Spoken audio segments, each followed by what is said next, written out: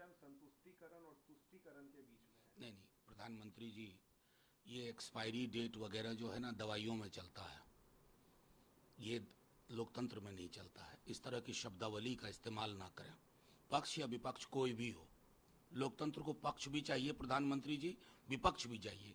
आपसे चिंता ये होती है ना कि आपके लोग इस पर बड़ी बुरी नजर रखे हुए हैं।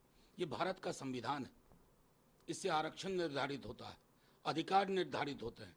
और बिहार के अंदर जब तेजस्वी जी कहते हैं नौकरी मतलब तेजस्वी जो बिहार में हो गया, तो ये वचन, इनका कोई एक्सपायरी डेट नहीं होता है सर।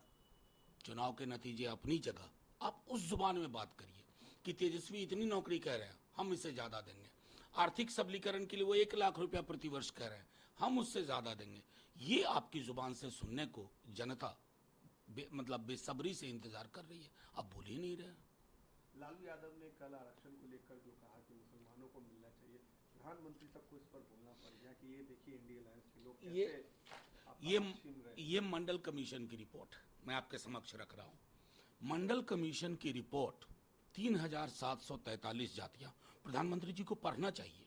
देश की राजनीति और देश का सामाजिक ढांचा बदला मंडल कमीशन की रिपोर्ट के बाद। उसमें अन्य धर्मों की सैकड़ों जातियां, किस आधार पर? सामाजिक पिछड़ेपन के आधार पर।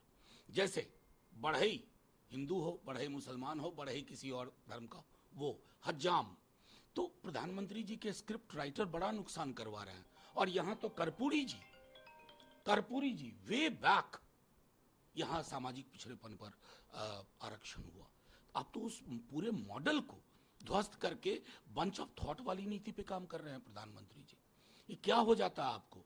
हिंदू मुसलमान नहीं करेंगे ना, तो आप पार्षद और पंचायत का चुनाव नहीं लड़ सकते, आपके अंदर क्षमता नहीं है। देश के नेता हैं साहब, आपकी ये जुबान होनी चाहिए।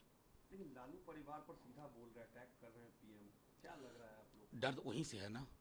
डर किससे है बिहार में? हमारे राष्ट्रीय अध्यक्ष तेजस्वी जी से।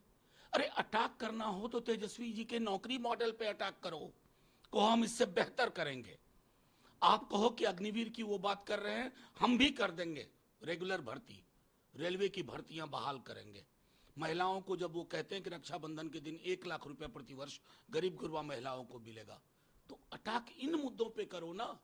आप उन मुद्दों पे कर रहे हो जो बेमानी है, जनता को टच भी नहीं कर रही है, छू नहीं रही है।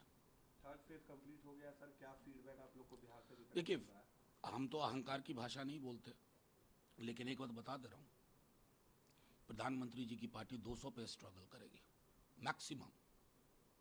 मेरी इच्छा थी 125 150 बोलूं, लेकिन मैं उनकी तरह अहंकार उनके लोगों की तरह नहीं बोलूंगा।